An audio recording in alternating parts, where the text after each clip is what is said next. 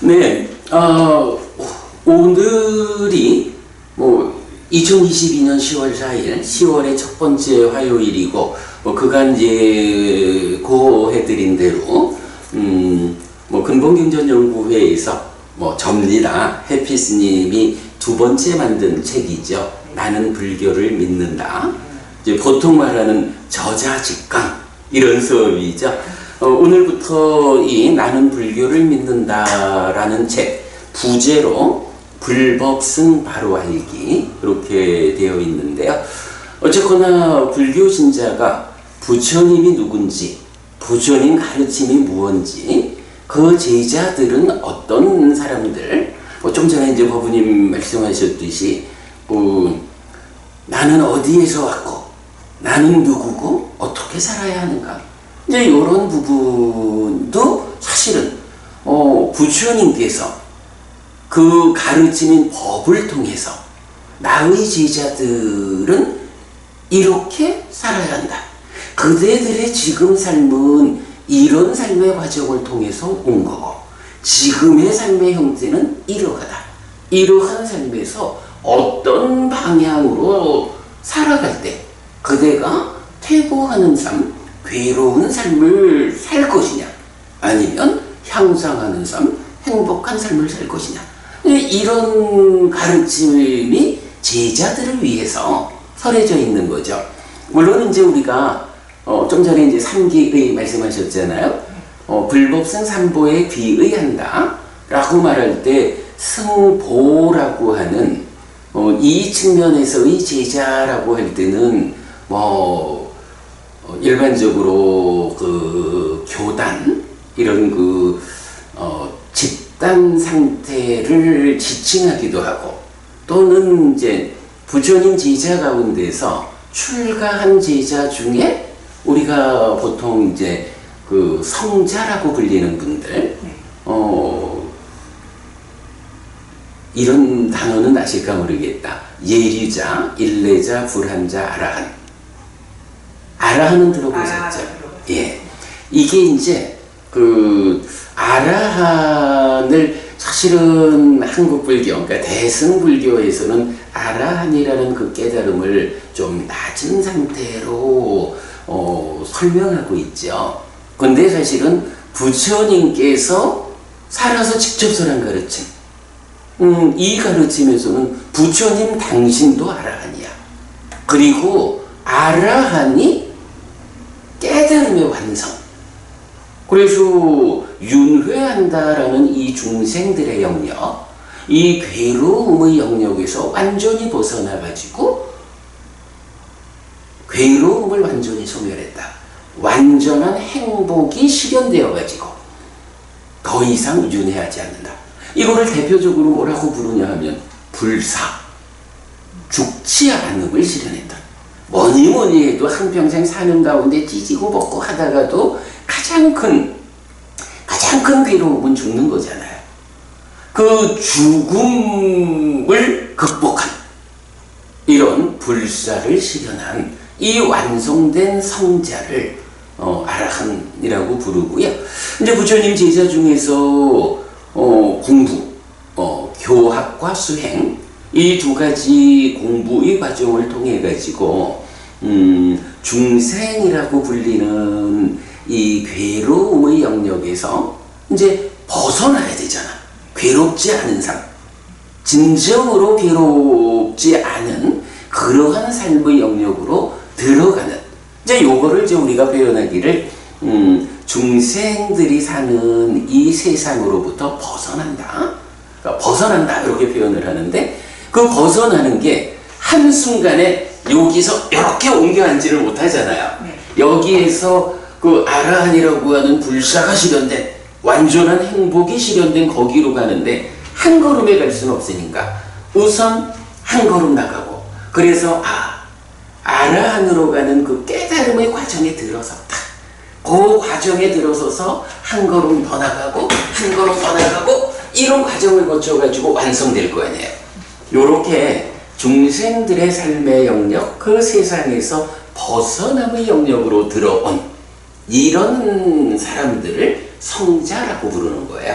근데 그 성자가 아라한으로 완성되는데 그 앞선 과정, 그러니까 얼마만큼 완성의 경지에 접근했느냐. 그래가지고 첫 단계를 예류자라고 부르고요. 그러니까 흐름에 들었다라는 의미야. 열반으로 불사로 흐르는 그 흐름에 들어섰다. 예류자. 그 다음에 일례자라고 해서 한 번만 더 이 세상에 태어나서 공부를 완성하면 아라한 된다. 요런 두 번째 단계의 성자가 있고, 그리고 불환자라고 해서 어떤 그 특별한 세상에서 이 세상으로는 돌아오지 않는, 거기서 바로 깨닫는 이제 요런 성자를 불환자라고 부르고, 그런 예류자, 일례자, 불환자를 거쳐서 아라한이 되면 이제 완성된 거예요. 부처님도 아라한이라고 불러요. 근데 이제 부처님은 스승이 없는 분이잖아. 당신 스스로 깨달았으니까. 아라한이 되는 이 불사, 열반이란 말을 들어보셨죠? 그 열반이라고 하는 그 완성된 상태, 완전한 행복의 상태를 실현하는 거야.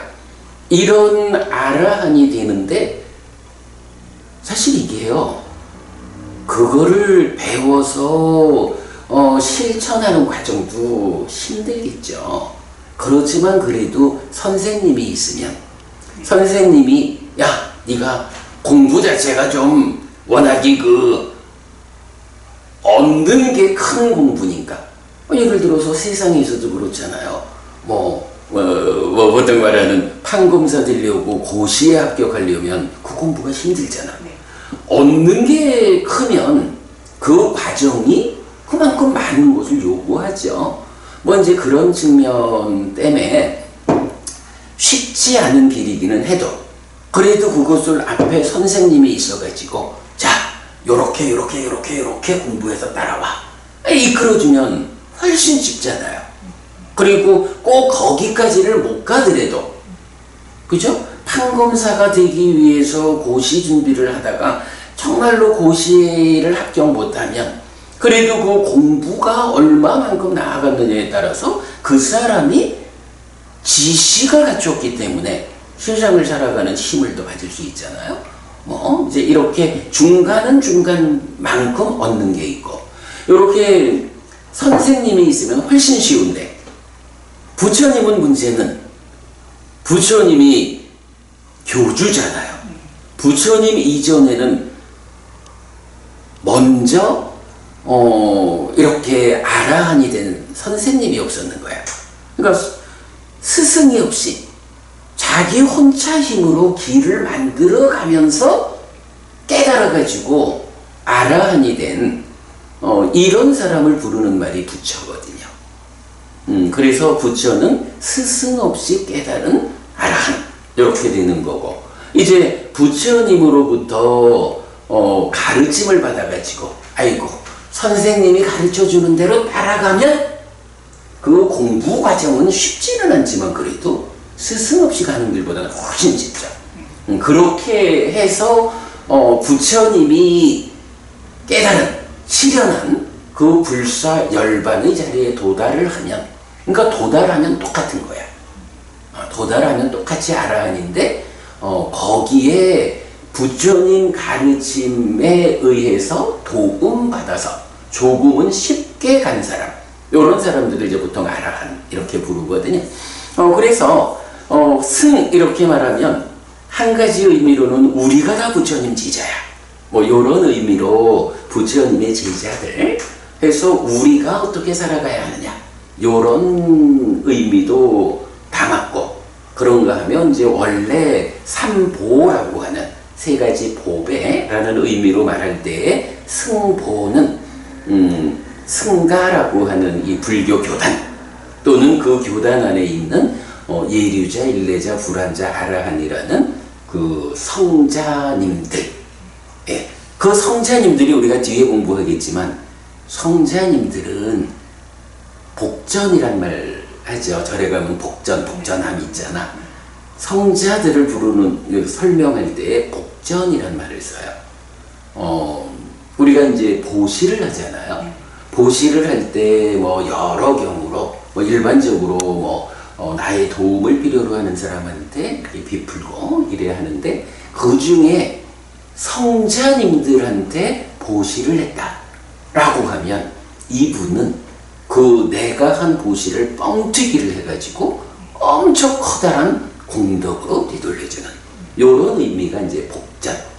그건 이제 왜 그러냐 하면 일반적으로 밭에 씨를 뿌리면 이 밭이 여러 가지 뭐 나쁜 성분들로 오염이 돼 있으면 거기에서 이 씨가 싹을 틔우기가 어렵고 싹을 틔운다 해도 제대로 못 크는 거야. 그럼 거기서 많은 열매를 얻을 수가 없잖아요.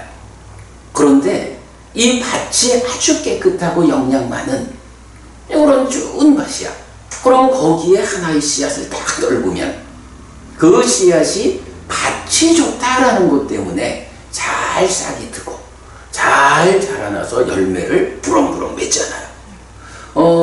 이런 예류자, 일례자, 불환자, 아라한이라는 네 쌍의 성자들, 이러한 성자님들은 바로 그분들 마음속에 탐진치라고 하는 이 오염은 밭을 더럽히는 쓰레기들이 없는 거야.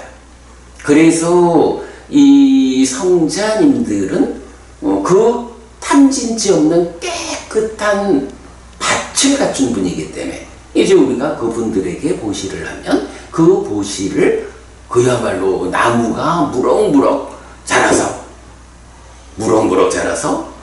과실을 주렁주렁 맺는 이렇게 이제 뻥튀기를 해서 뒤돌려주는 이제 그런 의미를 우리가 앞으로 공부를 하게 될 거고요.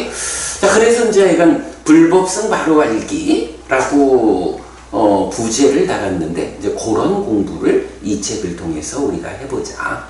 어쨌든 아까도 제가 그 말씀드렸지만 다른 종교들 같으면 뭐 기독교 같으면 이제 창조주 하나님 여호와 이래야 하잖아요. 이슬람교 같으면 창조주 하나님 알라 이런 그 신들을 근거로 하는 종교들인데 사실은 뭐 그 종교를 믿는 분들 입장에서는 그 창조주 하나님이 실제한다 이렇게 믿겠지만 세상 사람들이 객관적으로 보는 눈에 의하면 그냥 어떤 존재를 설정해서 그 존재를 신이라는 이름을 붙여서 인격화했다. 이제 요렇게 우리가 사실은 알고 있잖아요. 그러면 어쨌든 다른 종교들, 특히 이 창조주에 의한 창조를 주장하는 이런 종교들은 대부분 그 종교의 그 근거가 되는 존재들이 이 세상에 실제로 있는 존재, 있었던 존재가 아닌 거예요. 우리가 만들어낸 존재지. 근데 이제 부처님은 물론 뭐 부처님 앞에도 진리라고 하는 것이 있지만 그래도 불교에서는 이제 부처님이라는 이 존재가 가지는 그 위치가 있죠. 그럴 때 부처님은 어쨌든 2600년 전에 인도 땅에 태어나서 우리 사람들과 함께 살았던 분이잖아요. 부처님 몇 년을 사셨게요? 80. 그래. 우리가 기본적으로 뭐 부처님 이러면은 부처님의 삶에서는 그 29에 출가를 했죠. 그리고 35에 깨달음을 성취하죠. 그리고 80에 돌아가셨다. 요거를 이제 열반하셨다 이렇게 이제 표현을 했죠. 그러니까 몸을 내려놓고 그 열반으로 들어간 이제 이런 상태인데, 그래서 이제 우리가 이 얘기를 많이 하게 되는 게, 부처님이 출가자로서 사는 세월은 얼마나 되나요? 깨닫고 나서요. 아니, 출가자로. 이 이야기야. 29에 출가했잖아. 네. 돌아가실 때까지 이 세월은 부처님 태어나서 29까지는 제가자로 사셨잖아. 51년. 그죠? 51년을 출가자로 사는 거예요. 그런데 그 가운데 6년의 과정을 통해서 깨달았잖아. 깨달아서 부처되었잖아. 부처로서 살아간 세월을 말하면 35부터 80까지 45년. 이 45년은 부처로서 살아간 거죠. 이런 2600년 전 인도 땅에서 구체적으로 우리 옆에서 함께 살아가신 분이거든. 그러기 때문에 이제 바로 이런 45년간 부처로서 사셨고 51년간 출가자로서 우리 곁에 함께 하신 이런 살아있는 부처. 그래서 우리가 이제 이 표현을 쓰는 거예요. 부처님 살아서 직접 설한 가르침.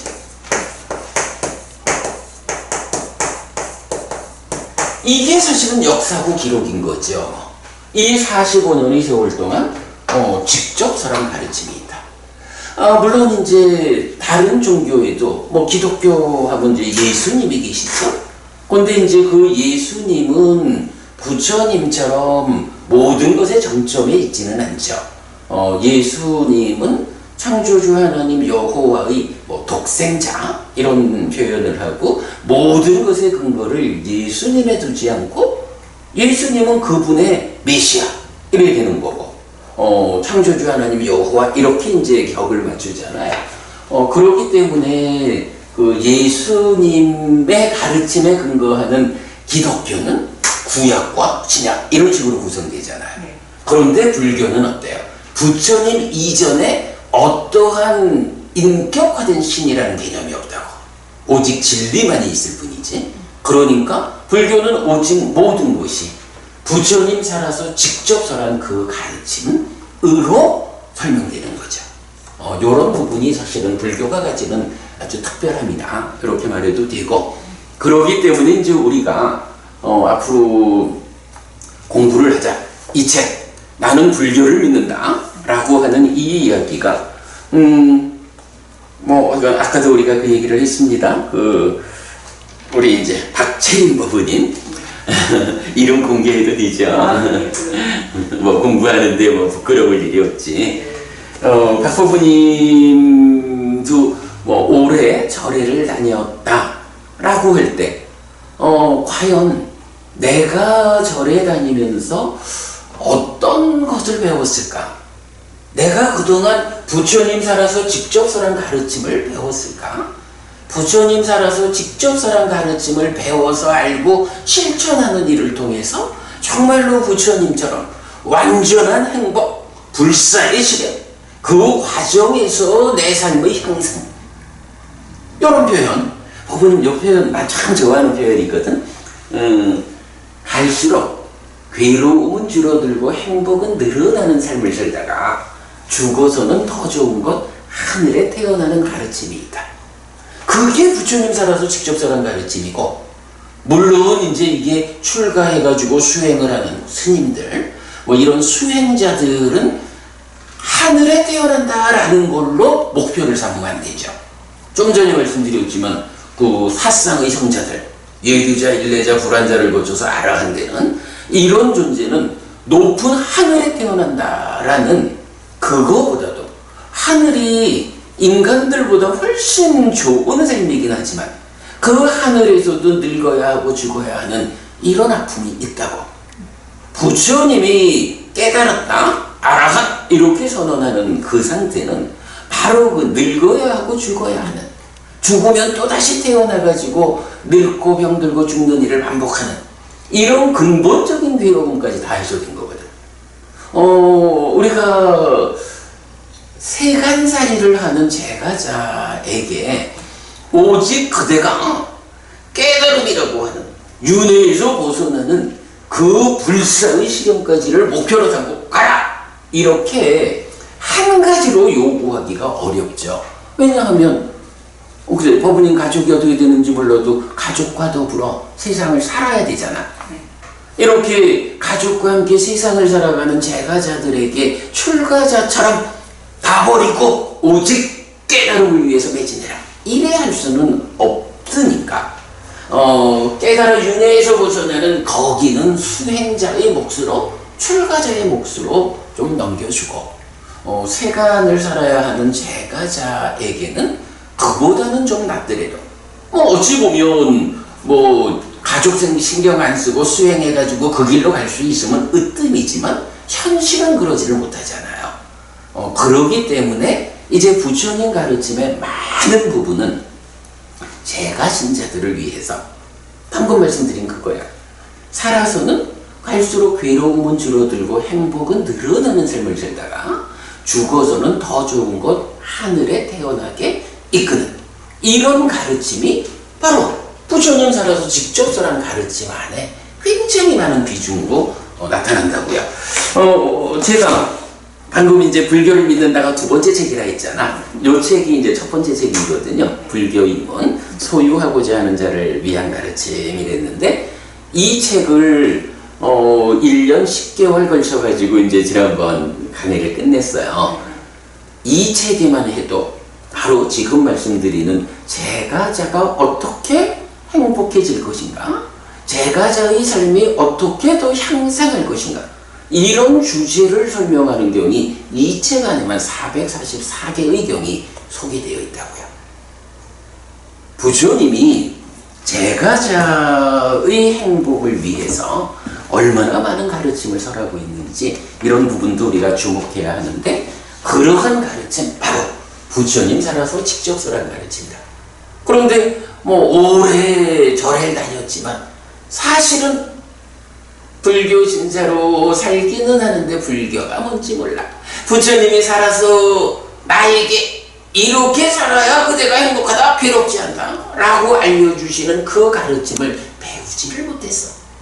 이래 되면 사실은 절에 다니는 이유가 그죠? 정확하게 그게 참 내가 불교 신자요?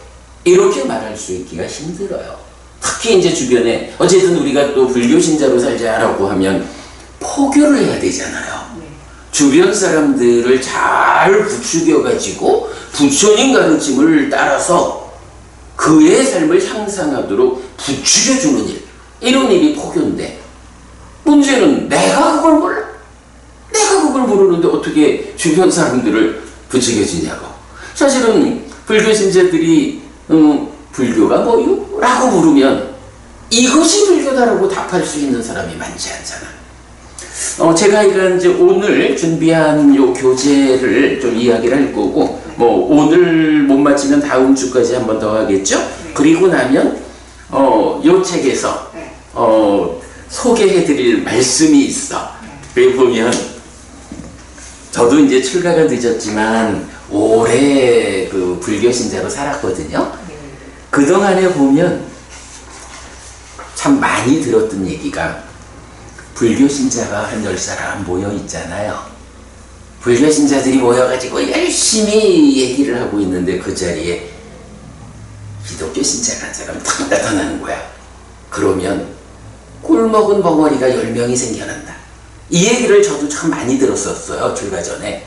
그래서 제가 지금 이 책에서 그 얘기를 하고 있다고. 꿀먹은 벙어리가 10명이 생겨나는 이런 현상이 교주이고 스승이신 부처님 책임입니까? 누구의 책임입니까? 부처님 가르침의 질이 낮아가지고 기독교 신자가 한 사람 나타나면 그 부처님 가르침이 질이 낮아 경쟁력이 없기 때문에 아무 말도 못하는 꿀먹은 벙어리 10명이 생겨나는가? 아니란 말이에요. 부처님 가르침은 으뜸된 가르침이라고. 문제는 불교 신자가 말은 불교 신자라 하면서 불교를 모르는 거야. 부처님 가르침을 몰라. 그러기 때문에 그런 현상이 생기죠. 그래서 이제 이어가지고 제가 말하기를 우리가 이제 지피지기면 이런 말 하잖아요. 나를 알고 적을 알면 100번을 싸워도 지지 않는다. 이렇게 이제 말을 하는데 우리가 이런 부처님 살아서 직접 설한 가르침이라는 이 으뜸된 가르침을 공부하기 시작하면 어떤 현상이 생기냐 하면 저는 사실 이런 부분을 실제로 경험을 했죠. 저는 옛날에 이제 군법회를 이제 강의하잖아요. 제가 이제 출가하고 오래되지 않았을 때지만 군법회에 그 법사로 좀 참여하던데 그 모임이 있었어. 기독교, 그러니까 이제 목사님들이 한 50여 명, 거기에 불교 쪽에서는 스님 2사람, 제가 법사 2사람. 참 이런 것도 좀 문제죠. 그리고 뭐 다른 분들이 좀 있었는데, 그러니까 목사님들이 많으니까 발언을 목사님들이 많이 하게 되는 거예요. 네. 근데 이제 사회자 입장에서는 그래도 불교 쪽에 사람이 있는데 그 목사님들만 말하게 할 수 없잖아. 그러니까 자, 불교 쪽에 누가 좀 나와서 한 말씀 하십시오 라고 하는데, 우리 이제 이런 스님들의 제가 법사님들 2분 해서 4사람이 있었거든. 근데 당신 나가 이래가지고 제가 나가서 한마디를 했어요. 한 10분, 15분 얘기를 했는데, 그야말로 뭐 사는 이야기, 불교, 짧은 이야기를 딱 했는데, 진짜 50명이 넘는 목사님들이 한 사람도 반론을 펴지 못하더라고. 그거는 이유가 하나야. 해피스님이 뭘 잘해서가 아니고요. 부처님 가르침이 그 자체로서 으뜸된 가르침이고 경쟁력이 있는 가르침이기 때문에 우리가 바로 부처님 살아서 직접 설한 가르침 그대로 배워 알기만 하면 상대가 안 되는 거야. 그런 일을 저는 실제로 경험을 했어요. 진짜 뭐 참고 뭐 듣기에 좀 그러실 수 있겠지만, 아무튼 한 50명 넘는 목사님들이 제가 한 10분 남짓 말을 하는데 쳐다보면서 아무도 반론을 못 피는 거야. 그런 이건 한 가지예요. 불교가 가지는 경쟁력이야. 그래서 제가 이제 이 책에 우리가 공부를 안 하면 어떻게 되느냐. 10사람의 불교 신자가 있는데 한 사람의 기독교 신자가 오면 꿀먹은 덩어리 10명이 생겨나거든. 이런 현상이 부처님 책임이 아니야. 공부 안 하는 우리 탓이지. 요 표현. 근데 이제 우리가 공부를 하잖아요. 공부를 하면 이게 바뀌는 거야.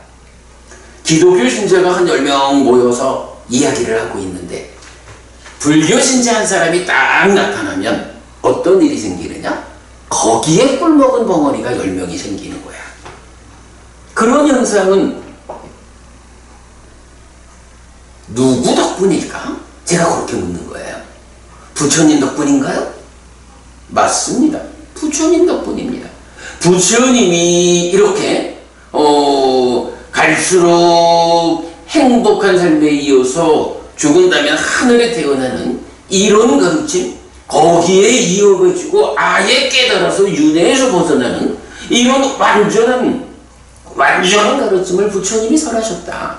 우리한테 그걸 가르쳐주고 그러한 삶을 이끄신다 라는 이 한 가지 때문에 오직 우리가 그런 부처님을, 나는 불교 신자예요, 부처님을 믿어요 말만 하지 않고 공부를 해가지고 그 부처님의 가르침을 내 능력만큼 배워하는 거죠. 그러면 뭐 어떤 종교가 됐든 가가지고 이야기를 하는데 몇 마디 하다 보면 누가 입을 닫아야 되느냐? 불교 신자는 입 닫을 일이 없어요. 우월한 가르침이거든. 그래가지고 제가 이제 약간 오늘 하는 이야기를 오늘이든 다음 주나 이렇게 마치면 이 책 들어갈 때 이제 그런 이야기를 하게 될 거예요. 자, 그래서 하여간 나는 불교를 믿는다라는 이 책을 화요일 저녁 7시에 시작해서 90분 강의를 해나갈 거예요. 우리 뭐 이건 얼마의 시간 이렇게 제한 두지 말고 이 책과 관련해서 특히 이제 아까 법우님 우리 공부 시작하기 전에 말씀 나눴지만 한마디도 못 알아듣겠어요. 사실은 많은 불교 신자들이 사실은 이런 가르침에 대해서 우리가 설법을 하면 참 알아듣기 힘든 게 현실이죠. 그래서 이제 아까 우리가 나눈 말씀이 그거잖아. 모르겠다, 이해가 안 되면 질문하십시오. 그러면 진도를 미루어 가면서도 법우님이 이해 안 된다, 궁금하다 하는 부분을 삽입해가지고 설명하고 가겠다. 그게 사실은 박보부님 한 사람만을 위한 과정이 아니고 지금도 보자 유튜브에 5명, 6명, 7명 이렇게 이제 지금 법부님들 함께 공부하고 계시네요. 이 법부님들이 사실은 유튜브에서 채팅을 통해서 질문하기 어려운 이런 부분을 법부님이 대신 질문해 주는 거고, 그래서 진도 나가는 일은 좀 천천히 가더라도 그렇게 그 중간 과정을 상세히 하고 가는 공부를 해보자, 이런 말씀을 드리고요. 자, 그러고 보니 보강법부님 오셨습니다. 안녕하세요. 스님 하셨는데, 예, 저는 덕분에 안녕하고 우리 그저께 만났습니다. 잘 올라가셨죠? 그래요. 보강법부님, 오늘부터 또 우리가 이렇게 두 번째 책을 공부하는 시간 시작해 보자고요. 네. 자, 이렇게 일단 책이 어떤 책인지 말씀드렸고요. 오늘은 이제 요 나눠드린 교재를 가지고 말씀 나눠보겠습니다.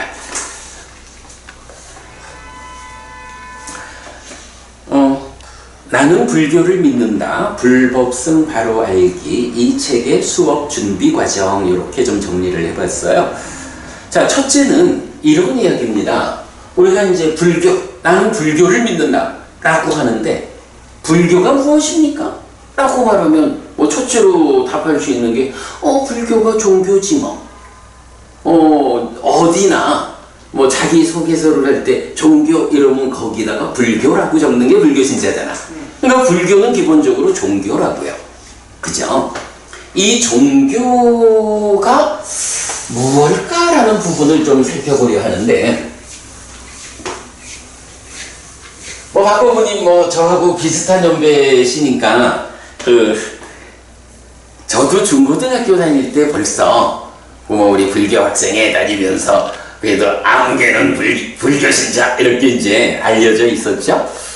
그때 제가 많이 들었던 이야기가, 야, 종교가 뭔지 아니?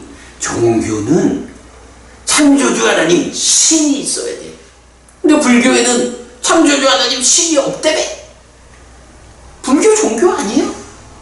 요런 이야기를 많이 들었어요. 아니, 생각해보면 그거 되게 억울한 거야. 너는 종교가 뭐니? 불교입니다. 이래 하는데 교회 다니는 친구들이 그래 얘기를 해요. 야, 종교가 되려면 신이라는 이 존재, 신의 창조라는 이 개념이 있어야 되는데, 아이고 신도 없으면서 무슨 종교야? 이런 말을 하면 참 그거 말하기 곤란한 거예요. 몇 년 전에 제가 우리 이제 부산 불교 방송 주말 특집으로 해피 스님의 마음 이야기라는 것을 이제 10번 강의한 적이 있었어요. 이제 그때 제가 마음 이야기를 시작하면서 아무래도 이런 점 때문에 종교가 무엇일까? 우리가 종교를 그야말로 그분들이 말하는 대로 신이 창조주 하나님이 없으니까 불교는 종교 아니잖아! 라는 것을 인정할 수 없다면, 우리 그거 인정할 수 없잖아. 인정할 수 없다면 우리 스스로 왜 불교가 종교냐? 여기에 대한 답을 그 사람들이 만들어주지 않는다고요? 우리가 만들어야지. 그래서 이제 그런 부분을 제가 한번 이건 해피스님의 마음 이야기 하면서 말한 적이 있는데, 이제 그런 이야기도 좀 이따 같이 좀 보기로 하고요. 자, 일단 그러니까 종교 이야기를 해보려 합니다. 자, 그래서 1번, 불교는 종교에 속합니다 라고 하는데, 이제 종교, 이게 이제 한자로 쓰면 이렇게 쓴다고요. 요 종자가 마루 종자예요. 산마루 이런 거잖아요. 그런 마루 종자의 가르침, 그러니까 하여간 꼭대기 되는 가르침, 이런 개념이겠죠. 그리고 이 종교가 원래는 사실 종교라는 개념이 동양에는 잘 없었는 거예요. 그런데 이제 이거를 뭐 이거 그 과정이 그렇더라고. 일본이 독일하고 통상 조약이라 하나, 국가 간 이 통상 조약을 체결할 때 독일 말로 이렇게 나오는 게 있어요. 그거를 번역을 할 때 일본 사람들이 종교라고 번역을 한 거야. 그래가지고 그 번역된 상태로 종교라는 말이 이제 일본에서 한국으로 중국으로 이렇게 쓰이다 보니까 종교를 말하면 바로 그 독일의 그 단어. 근데 우리가 독일어는 잘 모르잖아요. 이제 그게 이제 영어로는 religion 이렇게 되는 거예요. 그래서 일반적으로 종교 이러면은 religion이라는 이 영어의 번역된 의미를 가지고 말하고 있는 거죠. 그럴 때 이제 이 religion이라는 말이 신하고 의지 이런 의미가 이제 더해져 있는 거예요. 그래서 religion 하면 이제 약간 신에 의지하는, 신과 연결되어 있는, 그러니까 창조주 하나님이 세상을 창조하고 너도 창조했어, 이렇게 신과 연결된 관점 안에서 삶을 보는 이런 사람들을 종교라고 표현을 한 거예요. religion이라고 표현을 했고, 그러다 보니까 종교라는 이 말에 대해서 신과 함께, 신이라는 개념과 함께하는 그런 걸로 이제 자리를 잡은 거죠. 그러니까 이건 우리 중고등학교 다닐 때 친구들한테 저 그 얘기 정말 많이 들었어요. 신도 없으면서 무슨 종교라고, 이런 이야기. 그런 상태를 이제 우리가 인정할 수 없으니까, 그렇다면 종교가 그렇게 신이라는 관점에서 접근하지 않고 어떤 관점으로 이런 것이 종교요? 라고 설명을 해야 우리가 우리 종교인 불교를, 나는 불교 신자입니다, 나의 종교는 불교입니다 라고 말할 때 떳떳할 수 있을까? 이제 이런 부분을 먼저 좀 짚어보자 라는 겁니다. 자, 그래서 이제 거기 교재에는 이제 그 이야기, 불교는 종교에 속합니다 했고, religion, 신에 대한 의존이라는 개념이고요. 그런가 하면 이제 동양적으로는 종교라고 쓰는데 마루종자야. 근데 이 마루라는 말이 이제 산마루, 이런 산꼭대기 이런 의미도 있고, 또 그냥 개념적으로는 어떤 사물의 첫째 또는 어떤 일의 기준 되는 거, 이런 의미, 그러니까 사전적 의미거든요. 이제 표준 국어 대사전에서 이제 이렇게 설명이 되죠. 그렇기 때문에 마루라는 말이 그런 뜻이니까 마루되는 가르침, 종교. 이 마루되는 가르침의 종교를 보면 첫째다, 기준되는 것이다 해서 결국은 삶의 완성을 이끄는 가르침, 이렇게 종교를 말할 수가 있는 거예요. 종교. 이제 신이라는 개념을 배제하자고. 그러니까 신이 있어도 좋고 없어도 좋은데, 다만 종교라고 말하려면 그게 뭐냐 라고 하니 삶의 완성.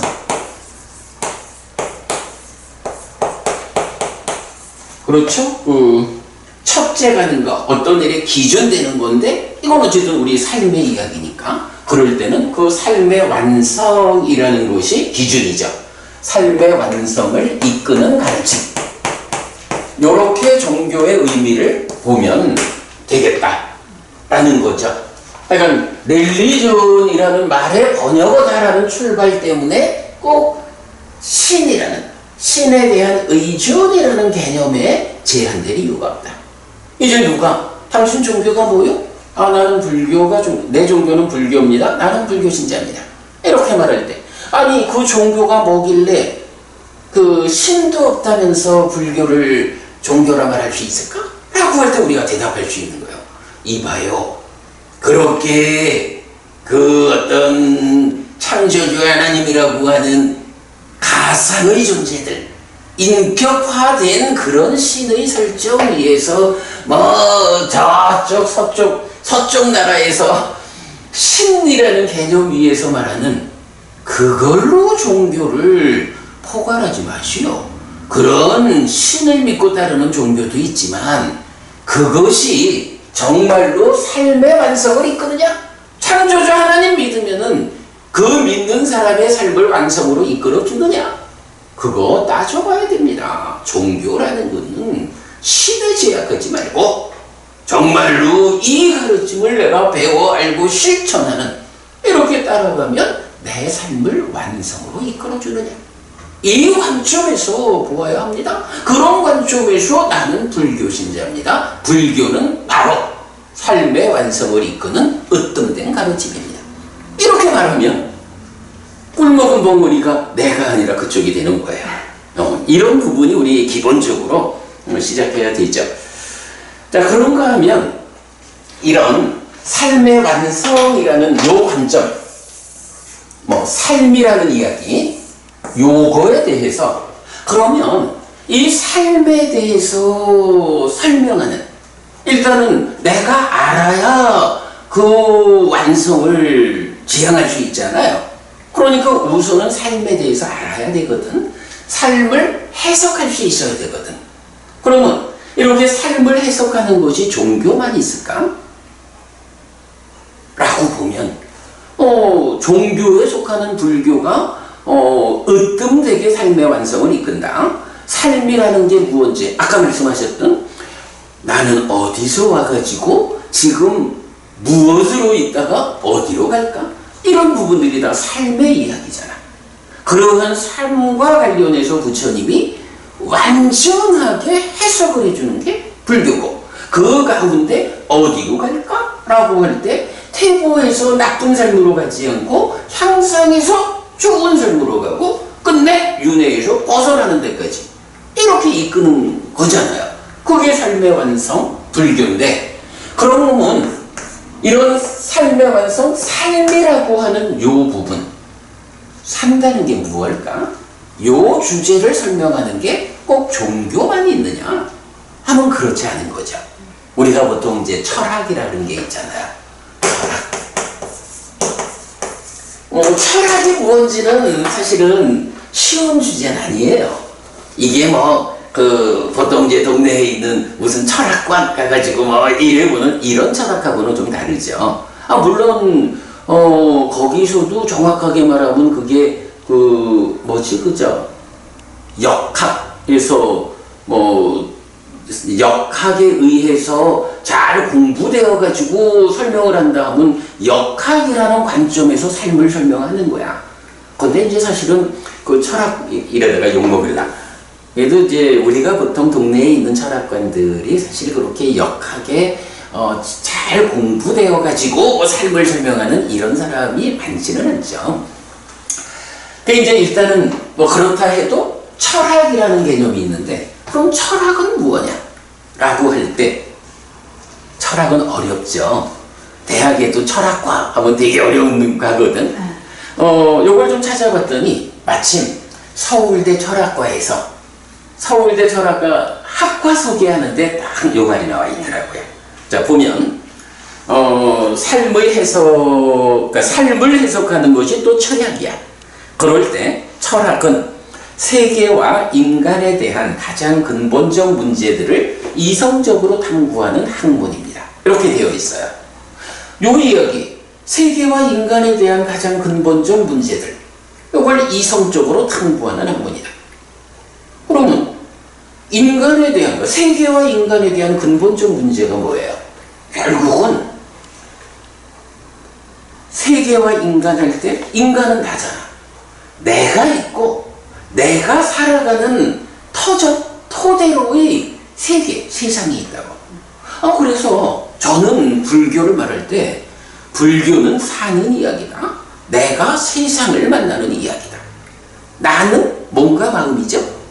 마음이 몸과 함께 세상을 만나는 이야기다. 라고 해서 오늘 조금 어려운 설명을 하고 있는데, 결국은 사는 이야기, 삶이라는 게 나라고 하는 인간 존재하고 세상 세계의 이야기거든.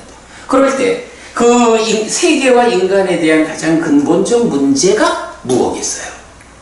결국은 이 세상은 어떻게 생겨난 걸까? 어떻게 세상이 요즘처럼 인간들의 욕심이 지나쳐가지고 기후 환경의 문제로 재앙을 만나는 이런 일을 겪지 않게끔 우리 세상을 잘 유지해 갈 수 있을까? 뭐 이런 부분도 있겠고, 근데 사실은 그보다는 더 관점은 나는 누굴까? 뭐 이런 나 자신에 대한 이해, 이게 사실은 그 가장 근본적 문제가 되겠죠. 그리고 나는 누굴까?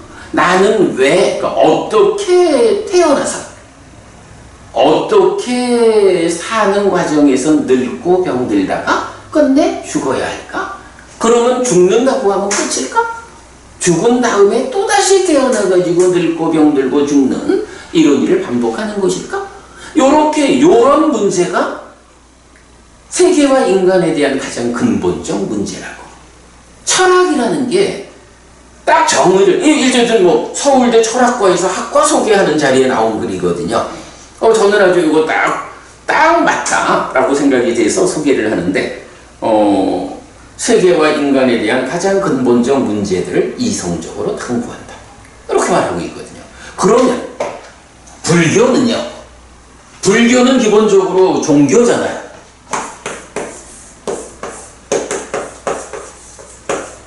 그죠?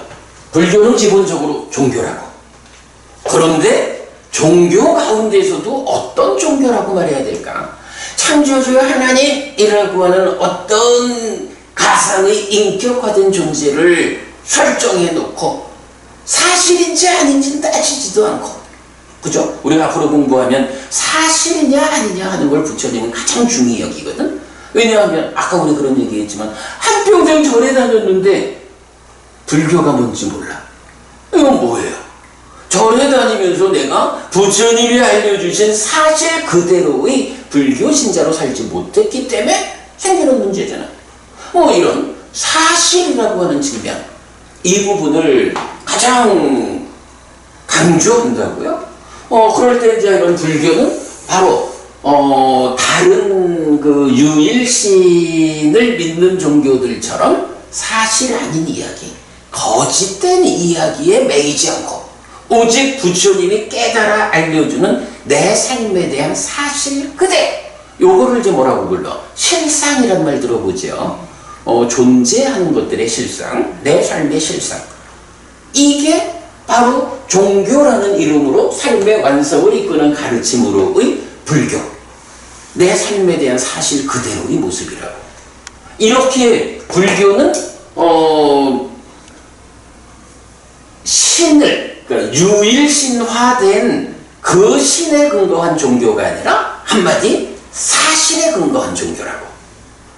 내 삶에 대한 사실에 근거한 종교가 불교다 이러는데, 그 내용을 한번 보니까 삶에 대한 사실, 이게 뭐냐 하면 철학이 말하는 세계와 인간에 대한 가장 근본적 문제들을 이성적으로 탐구하는 학문, 이래 되잖아. 그러니까 불교는 이 내용 면에서는 철학이 정의되는 것과 사실은 같은 주제를 담고 있는 거예요. 그런데 이제 그렇다고 일반적으로 뭐 많은, 특히 이제 서양 철학 해가지고 많은 철학자들 얘기를 하잖아요. 그 철학자들의 그 공부를 종교라고 말하지는 않거든. 그 이유가 뭐냐 하면 그 철학자들이 나름대로 삶에 대한 해석을 해나가고 있는데, 세상 사람들이 볼 때 그분들의 해석이, 그들의 공부의 성과가 말하자면 부처님 가르침처럼 삶을 완전하게 사실 그대로 해석해낸 것 같지 않아. 그러니까 아직까지 학문이라는 범주에 있지, 이게 부처님처럼 우리 삶에 대한 실상을 그대로 사실을 드러내 알려주는 이 경지까지는 못 갔지. 요런 의미가 되겠죠. 그래서 철학 이러는데, 사실은 부처님 가르친 불교는 그런 삶에 대한 근원적 문제들을 설명한다라는 점에서는 철학과 같아. 그런데 이게 보통 말하는 그 서양 철학들의 삶에 대한 해석, 이 경지를 넘어서 가지고 완성된 삶에 대한 사실을 그대로 드러내주는 이런 가르침인 거야. 그래서 불교는 철학이라고 안 하고 그 완성된 이 의미가 적용되어 가지고 종교가 되는 거예요. 그러니까 불교는 이런 그 유일신, 이런 신을 근거로 하는 종교가 아니고 삶에 대한 이야기, 철학성을 가진 종교, 이렇게 표현을 하면 이게 뭐 세상에서 이런 표현을 쓰는지는 모르겠지만 의미를 따져보면 불교는 종교인데 어떤 종교냐? 기독교나 이슬람교와 같은 창조주의 설정에 의한 그 신에 근거한 종교가 아니고 삶에 대한 완성된 가르침을 제시하는 철학적 관점에서 그 완성에, 그러니까 완성이니까 마루로 된 거죠. 마루종. 이런 방향에서의 종교다. 종교가 가지는 두 방향 중에 기독교, 이슬람 이런 그 창조주 하나님을 전제하는 종교하고는 전혀 방향을 달리하는 이 철학적으로 삶에 대한 이야기의 완성. 어떤 거는 내가 사실은 어부님 아까 우리 얘기한 거 괴로움, 어떻게 내가 괴롭지 않을까? 갈수록 괴로움은 줄어들고 행복은 늘어나는. 여기서 괴롭다라는 게 뭐예요? 행복하다라는 게 뭐예요? 내 삶의 질이잖아.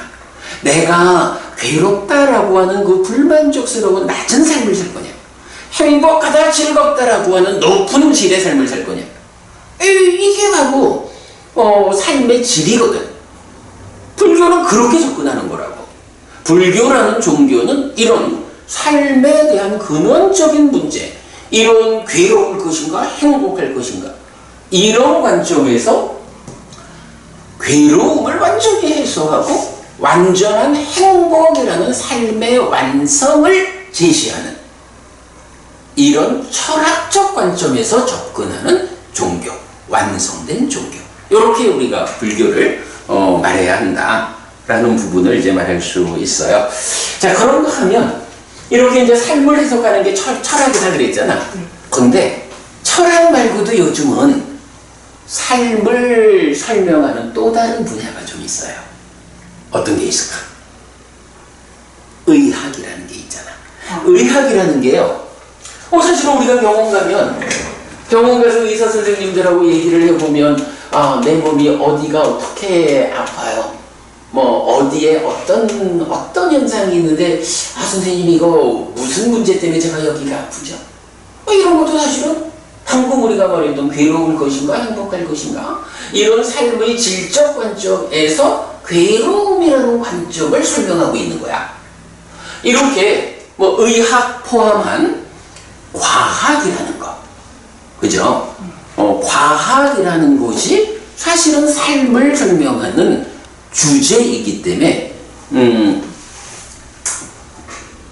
과학이 그렇게 삶을 해석하는 영역이에요.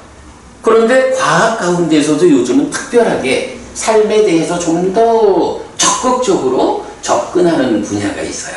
뇌과학. 요즘은 뇌 이야기 많이 하잖아요.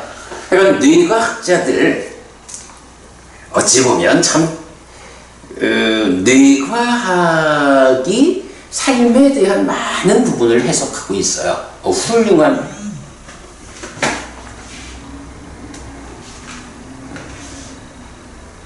이 안전 문자나 뭐 이런 게 들어오면 페이스북 방송이 끊어져요. 그래서 이제 이런 뇌과학이 뇌를 기준으로 삶에 대해서 해석을 한다고.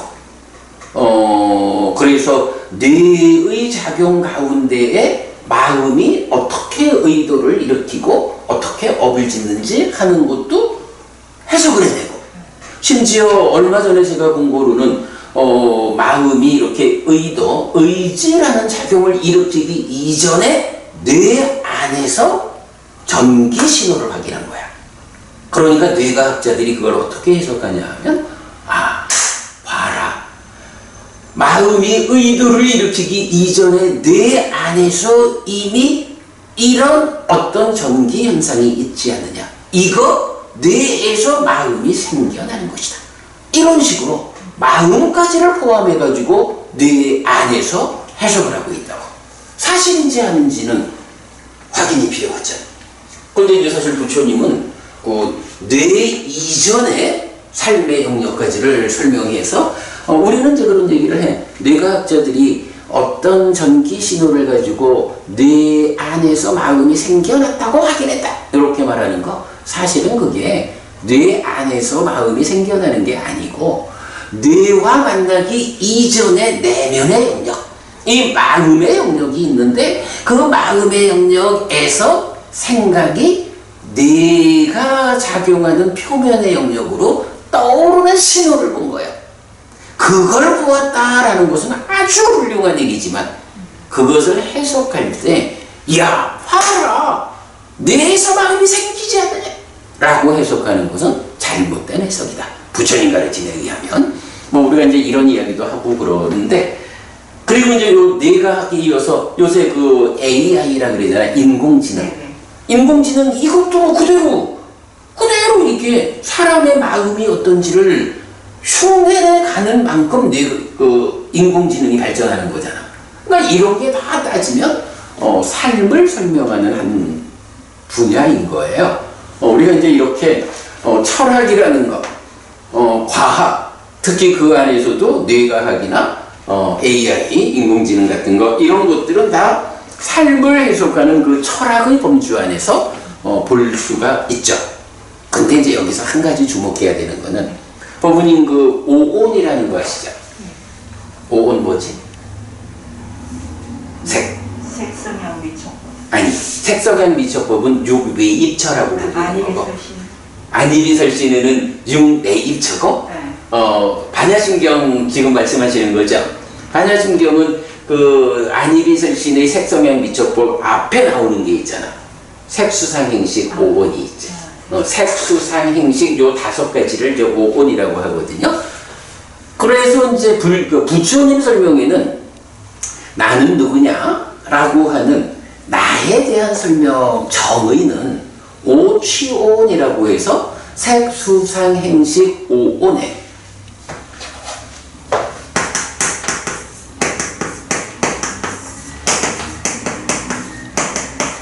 요게 오온이야. 그러니까 온이라고 하는 게 이제 무더기라는 의미거든요. 쌓여 있다는 거야. 쌓여 있는 건데, 요거 뭐지, 색수상행식이 무엇이냐 하는 건 우리 뒤에 공부하기로 하고, 그 중에 색이라고 하는 거는 이게 물질이에요. 물질이라는 건 어떤 게 있어? 내 몸도 물질이죠. 그리고 몸 밖에 이런 거 다 물질이죠. 이렇게 물질을 색이라고 하거든. 수상행이 있고 식이 있는데 이 식은 마음이야. 그리고 수상행은 몸과 마음이 함께하는 상태에서 생겨나는 건데 요거는 물질이 아니야.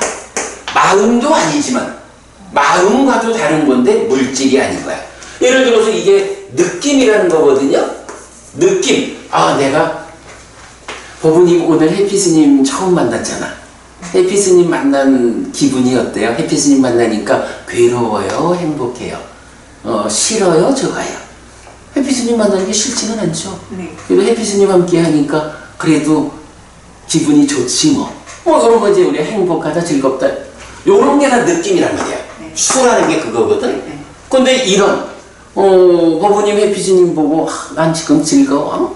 이런 느낌이 물질인가요? 물질 아니잖아. 그래가지고 수상행이라고 하는 이거 우리 공부는 뒤에 하고 이게 다 물질이 아닌 거야. 그런데 과학이라는 거, 뇌과학, 인공지능 이런 부분들은 그 학문의 범위가 어디냐 하면 물질의 범위라고. 그죠? 과학이라는 게 물리가 됐든 화학이 됐든 수학이 됐든 이게 다 물질의 영역을 다루는 거잖아. 그러니까 물질의 영역에서 삶을 잘 설명하고 있지만 과학이 가지는 한계는 뭐냐? 물질에 한계되어 있는 거야. 물질 아닌 것, 수상행 그리고 식이라는 마음, 이 부분에 대해서 설명하지 못한다고. 과학은. 그러기 때문에 예를 들어서 철학은 삶에 대한 문제니까 삶이 뭐냐 하면 색수상행식 5온에 집착되었다 해서 오치온이 나라고, 이건 부처님이 정의해 주는 거거든요. 뭐 뒤에다 공부할 거예요. 이런 오치온, 색수상행식 5가지 무더기에 집착된 것이 나요 라고 하는데, 그 중에 나에 대해서는 몸만, 근데 내가 몸만 있는 건 아니란 말이야, 그죠? 이런 수상행도 있고 마음도 있고, 이거를 몸에 대한 설명만 가지고 나에 대해서 다 알았어, 삶에 대해서 완전히 해석해서 이럴 수는 없잖아. 예, 그런 점에서 볼 때 그 과학, 특히 뇌과학, 뭐 인공지능 이런 부분들은 삶을 해석하는 한 분야이기는 한데 이것은 제한적이다. 그래서 그 부분보다는 이제 철학이라고 하는 것이 이런 그 가장 근본적 문제들을 이성적으로 탐구하는 학문, 이렇게 불리고, 불교는 그런 학문의 영역으로의 철학을 넘어서서 뭐 어떤 거든지 그것에 완성된 경지는 차이가 있잖아요. 그래서 불교는 이런 삶에 대한 완성된 설명이기 때문에 학문이라고 불리지 않고 철학이라고 불리지 않고 종교라고 불린다 라고 이렇게 이제 우리가 이해를 하면 되겠어요. 자, 오늘 우리가 불교는 종교에 속한다 라고 하는 1번 주제를 보았는데, 오늘 진도는 여기까지 나가고 좀 넘겨볼게요. 자, 2장을 넘겨봅니다. 그러면 이제 4페이지네. 4페이지. 페이지 요 밑에 있어요. 네. 4페이지. 자, 참고 2 해가지고 종교의 정의 했고요. 요 아까 말씀드린 거예요. 네. 그 부산불교방송 해피스님의 마음 이야기 중에서 이제 발제한 거야. 네. 뭐 내가 한 이야기니까 저작권 없어. 이게요, 우리가 이렇게 강의도 하고 또 글을 쓰고 이러다 보면 요새는 저작권이라는 게 무지하게 무섭대요. 그거는 저작권에 문제가 있으면 형사법으로 걸린대. 아주 조심해야 한다 하거든요. 이게 사실은 불교 공부가 다 부처님, 모든 저작권은 사실 부처님한테 있다 이렇게 말해야 돼서 저작권을 주장하면 안 되는데, 그거를 어쨌든 더 지금 사회에서 글로 쓰는 사람들이 있으니까 그냥 그래요. 그냥 농담이고요. 네. 자, 불교의 정의 읽어보겠습니다. 그렇다면 종교는 무엇일까요? 산업혁명으로부터 시작된 서구 중심의 물질 문명이 세계를 지배한 수백 년의 세월 동안 종교는 기독교적인 시각에서 해석되었습니다. 종교는 신에 대한 의존이란 개념을 앞세우고, 그런 점에서 불교는 종교가 아니라는 해석까지도 공공연히 주창되었던 것이지요.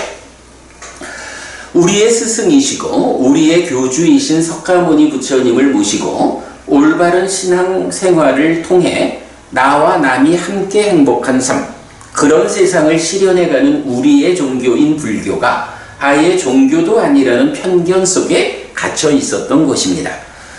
불교 신자로서 정말이지 자존심 상하는 현상인 거지요.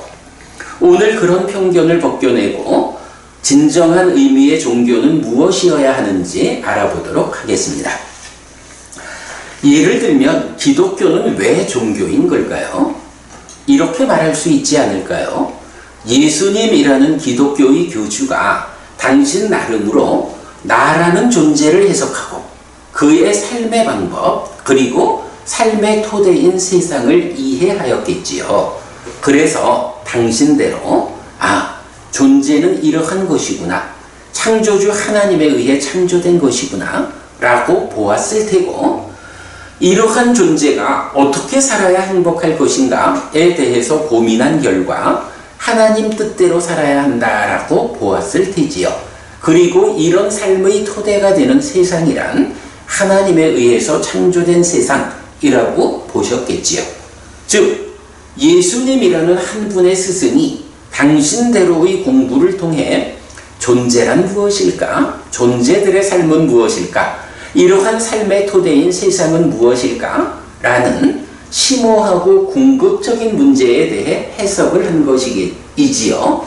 그러고 나서 여보시오, 내가 존재를, 삶을, 세상을 이렇게 해석하였습니다 라고 사람들 앞에서 선언하는 것입니다.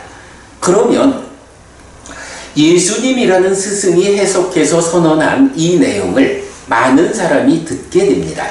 그 중에 어떤 사람은 그것은 사실이 아닌 것 같아요 라고 거부했을 것입니다. 그러나 어떤 사람은 정말로 그렇다. 참으로 저분의 말씀대로 창조주 하나님이 창조하셔서 내가 있게 된 것이고, 그러므로 하나님의 뜻대로 내가 살아가야 하고, 하나님이 만들어주신 삶의 토대인 이 세상에서 하나님을 믿고 살아가는 것이 옳겠다 라고 공감하고 동의하였을 것입니다. 더 나아가 예수님의 말씀에 공감하고 동의하는 사람 중에는 예수님에 대해 신뢰하는 마음을 일으켜서 참으로 내가 저분을 스승으로 삼아 뒤따라가야겠다. 그래서 나의 삶도 저분을 닮아야겠다 라고 생각하는 사람들도 있었을 것입니다. 어떻습니까? 예수님께서 해석해서 선언한 존재, 삶, 세상이라는 내용에 대해 누군가가 공감하고 동의하고 신뢰하는 마음을 일으켜서 참으로 내가 저분을 스승으로 삼아 뒤따라야겠다. 그래서 나의 삶도 저분을 닮아야겠다라고 한다면 이런 사람을 예수님의 신자라고 부르는 것이 적절한 설명이 되지 않을까요? 어때요, 여러분이? 이런 사람이 기독교 신자다라고 말하면 되겠죠? 사실은 우리 주변에 좀 많은 기독교 신자분들이 계신데 그분들이 어떤 분일까? 라고 이거를 그냥 객관적으로 설명해 보면 이런 이야기가 되지요. 아마도 기독교 신자들이 아니요! 라고 말하지 못할 거야. 아니라고 말하면 예수님이 그렇게 삶을 해석한 당신대로의 깨달음 완성 이걸 선언하는데 아니요, 나는 공감하지 않고 동의하지 않아 신뢰하지 못하 그래서 따라가는 사람 아니요, 이렇게 되면 기독교 신자가 아닌 거지. 그러니까 기독교 신자로는 이런 설명에 대해서 아니라고 할 수 없죠. 예. 사실은 이런 분들이 기독교 또는 천주교 신자입니다. 그리고 이러한 사람들이 모여있는 집단을 기독교 또는 천주교라고 부른다고 하면 기독교 또는 천주교라는 종교에 대한 적절한 정의라고 할 수 있을 것입니다. 불교도 마찬가지일 겁니다. 2600년 전에 고타마 시타르타라는 한 사람이 당신대로 무슨 이유 때문에 우리는 태어나야 하고 늙어야 하고 죽어야 하는 것일까? 또한 그 삶의 과정에서 다양한 괴로움을 겪어야 하는 것일까? 라고 고민하고 답을 찾기 위해 아주 힘들게 공부를 하고 그 끝에 깨달음이라는 성과를 거두었습니다. 깨달음이라는 특별한 측면에서 존재란 무엇일까? 존재들의 삶은 무엇일까? 이러한 삶의 토대인 세상은 무엇일까에 대해 해석해낸 것입니다. 그러고 나서 여보시오, 내가 존재를, 삶을, 세상을 이렇게 해석하였습니다 라고 사람들 앞에서 선언하는 것입니다. 또한 이런 선언을 통해 그는 자신을 부처라고 소개합니다. 부처님이야. 그죠? 그러면 부처님이라는 이 스승이 해석해서 선언한 내용을 많은 사람이 듣게 됩니다. 그 중에 어떤 사람은 그것은 사실이 아닌 것 같아요 라고 거부했을 것입니다. 그러나 어떤 사람은 정말로 그렇다. 참으로 저분의 말씀대로 나는 생겨난 것이다. 생겨나는 과정의 존재들에 의해 상태가 결정되는 것이고 생겨난 그대로 나의 삶이다. 생겨나는 과정이 잘 제어되지 않으면 불만족, 즉 괴로움의 상태를 만들 것이고 잘 제어되면 만족, 즉 행복의 상태를 만들 것이다.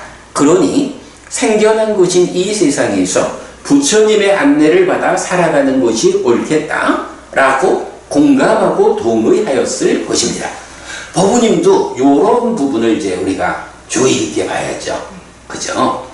사실 오래전에 다녔다라는 거하고 우리가 과연 부처님이 선언하는 그런 내용을 만나가지고 나도 과연 그런가? 라고 이렇게 접근해 보지 못했다면 사실은 오래전에 다녔다라는 것이 뭐 아무런 성과도 거두지 못했다. 이렇게 말할 수 있죠. 이런 부분 우리 네.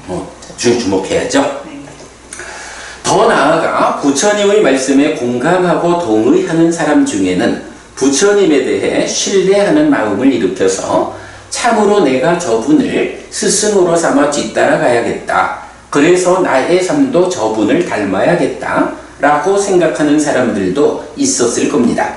어떻습니까? 부처님께서 해석해서 선언한 존재, 삶, 세상이라는 내용에 대해 누군가가 공감하고 동의하고 신뢰하는 마음을 일으켜서 참으로 내가 저분을 스승으로 삼아 뒤따라야겠다. 그래서 나의 삶도 저분을 닮아야겠다라고 한다면 이런 사람을 부처님의 신자라고 부르는 것이 적절한 설명이 되지 않을까요? 어때요, 법부님? 법부님은 어때요? 법부님은 이런 측면에서 적절한 부처님의 신자인가요? 아직은 아직 아니구나. 앞으로 그거 하려고 오늘 공부하러 오신 거죠? 네, 그 일을 우리가 해봅시다. 사실은 이런 분들이 불교 신자입니다. 그리고 이러한 사람들이 모여있는 집단을 불교라고 부른다고 하면 불교라는 종교에 대한 적절한 정의라고 할 수 있을 것입니다. 기독교와 불교를 양면으로 이렇게 동일한 형태로 설명을 해봤죠. 해석을 해봤는데 제 생각에는 참 잘 설명을 한 것 같아요. 종교는 이런 거야, 그죠? 꼭 기독교식으로 저분, 창조주 하나님 이렇게 접근하지 않아도 되는 거야, 종교는. 네, 저는 아주 이 부분 글을 잘 쓴 것 같아요. 자, 이제 구체적으로 질문해 보겠습니다. 종교란 무엇일까요? 그렇습니다. 각각의 스승들이 당신들대로 존재와 삶과 세상을 해석하여 선언하고 공감과 동의와 신뢰로서 그를 뒤따르는 사람들이 많아서 하나의 집단을 구성하고 거기에 1000년, 2000년, 3000년을 유지되어 내려오면 이것을 종교라고 정의할 수 있을 것입니다. 물론 요즘도 신흥 종교들, 신생 종교들이 있기 때문에 이렇게 1000년, 2000년, 3000년을 유지되어 내려오면 이런 부분에 동의하지 않을 수도 있지만 그러나 이제 우리가 보통 말하는 그 세계화된 종교. 요번에도 보니까 종교 인구를 가지고 어떤 종교가 가장 신자가 많은가 요거를 따져봤는데 보니까 그 천주교와 기독교를 합한 그리스도교가 1번, 이슬람교가 2번, 힌두교가 3번, 불교가 4번. 요렇게 되더라고요. 그리고 나머지는 이제 기타 이런 식으로 나와요. 사실은 불교 신자 수보다 힌두교 신자 수가 더 많아요. 그럴만하지 인도가 있으니까. 그러니까 인도하고 인도네시아도 사실 인도네시아도 다 섬으로 돼 있지만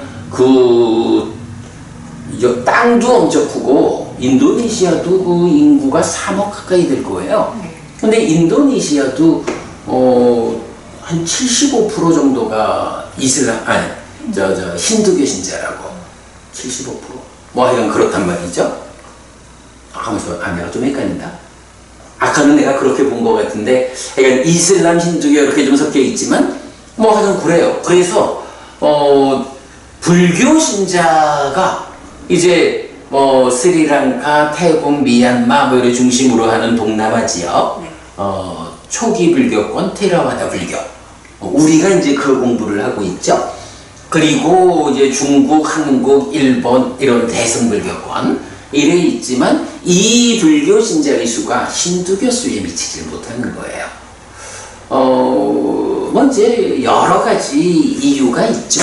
정작 부처님이 인도에서 태어나셨는데 인도인들은 그렇게 부처님을 또 그래. 이제 그런 이제 과정 때문에 하여간 이제 요점은 그거야. 우리가 시작하면서 말했던요.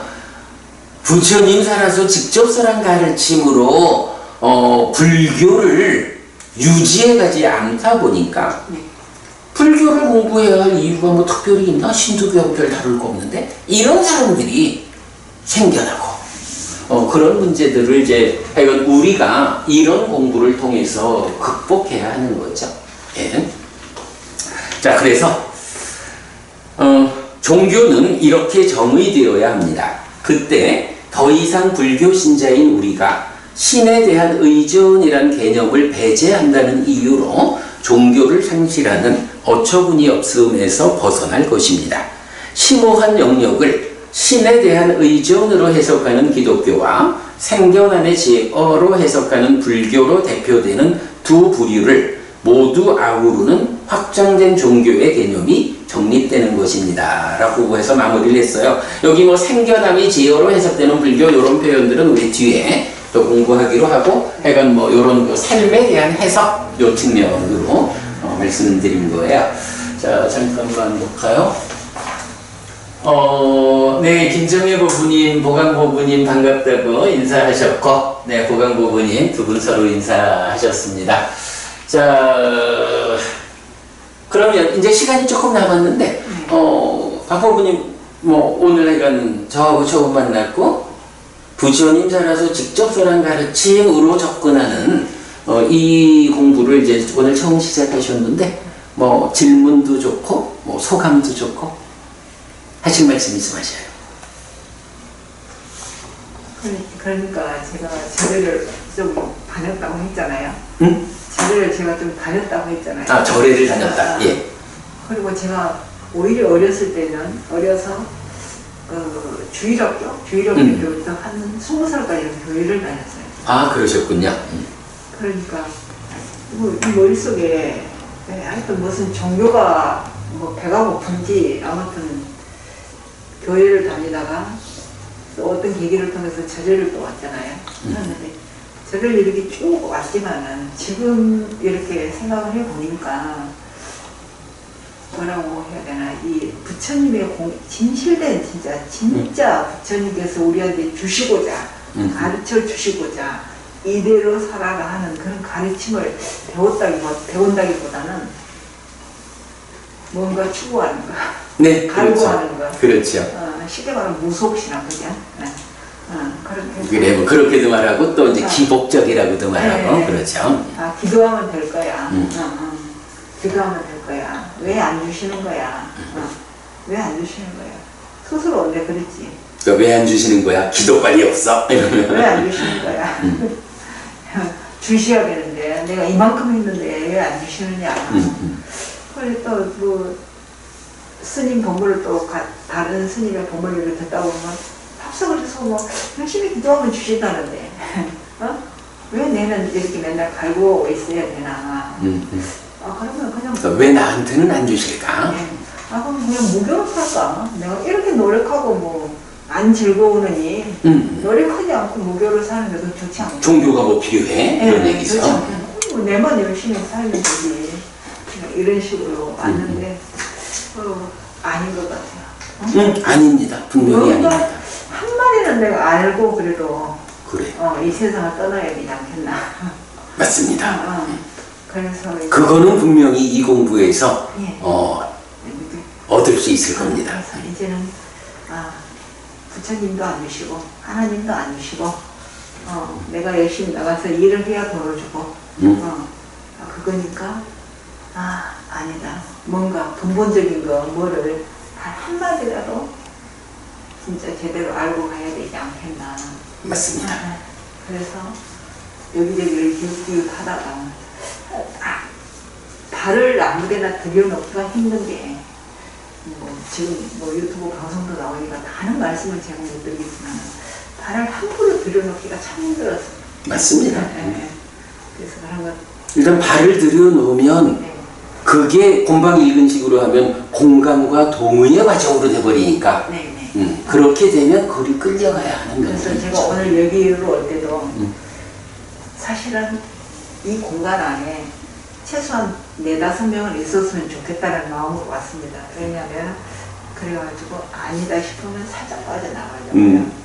그랬는데 아래 스님이 그 유튜브에 우리 강의를 말씀하실 때 한 분도 안 오면 저는 현코드를 쳐다보고 강의를 할 것이라고 그랬죠. 네, 말씀하셨거든요. 그래서 여기 올라오는데 좀 조용한 거예요. 그래서 혼자는 절대로 안 되는데 5명이 있어야 돼요.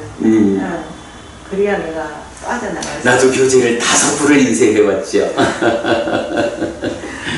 그렇게 생각을 했는데 아무튼 뭐 빠져나갈 마음은 안 드셨어요? 중간에? 지금은 아니죠. 안 드셨구나. 그러면 됐지 뭐. 지금은 아니었습니다. 예. 뭐 10번을 들어도 20번을 들어도 안 들어가면 할 수가 없다 이것보다는 말 한마디라도 집어넣어야 되겠다는 마음으로.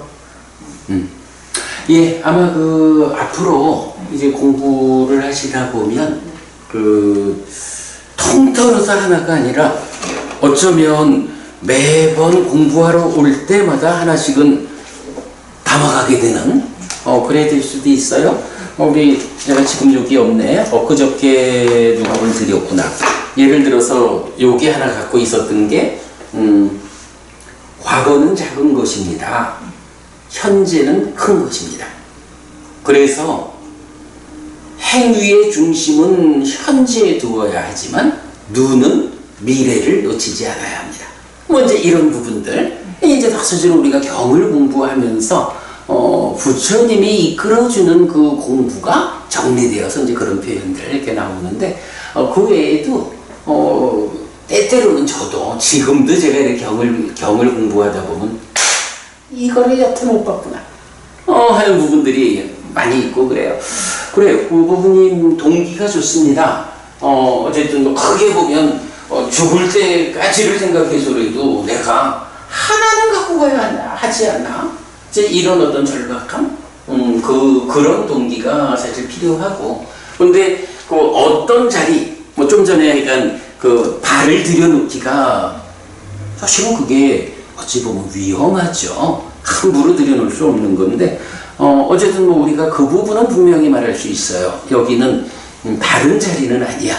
오직 부처님 살아서 직접 설한 가르침으로 삶의 완성점을 향해서 나아가는 그 공부 자리이기 때문에 발은 잘 들여놓으셨다 이래 말씀드리겠고, 우리가 이제 매주 이 공부 자리에서 어부님 정말 하는 감탄사와 더불어 가져가는 곳이 있게 될 거예요. 그래, 아무튼 오늘 잘 오셨습니다. 그렇게 좀 많은 것을 가져갔으면 좋겠습니다. 네, 이건 뭐 그렇게 해봅시다. 뭐 충분히 또 오늘 이제 법부님이 공부하는 어떤 관점, 자세 이제 이런 측면이 좋아요. 아마 우리 이 공부 과정에서 오늘은 부처님 말씀 이 부분을 내가 얻었다. 내가 삶을 이렇게 가야 한다 하는 부분들을 아마 매주 발견하게 될 거예요. 그래, 그럼 그렇게 하고 오늘 시간이 딱 됐네? 오늘 공부 마치기로 할까요? 그래, 그러면 이제 뒷부분 제가 빨리로 읽고 법부님 우리말로 하시고요. 삼마삼부토 바가와 스와카토 바가와타 담모 숫바티판노 사와카상고띠. 세존은 정등각이시다. 세존으로부터 법은 잘 설해졌다. 제자들의 상가는 잘 실천한다. 찌랑띠타뚜로 가스밍 삼마삼부타 사사난띠. 정등각의 가르침이 이 세상에 오래도록 머물러요. 이차마항 얀양 야지tung 양마마 아싸 디가라땅 히타야 수카야띠. 오랫동안 나에게 이익과 행복을 주는 자선행을 실천하리라.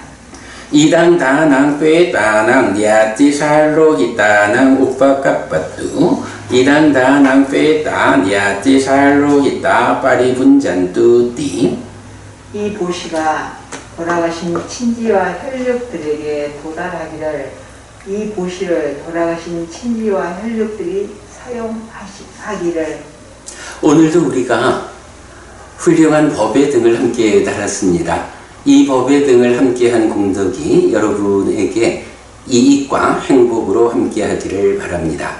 또한 오늘의 이 법보시의 공덕이 여러분 생각하시는 그분들에게 도달하고 사용되기를 바랍니다. 수고하셨습니다. 감사합니다. 수고하셨습니다. 네, 고맙습니다.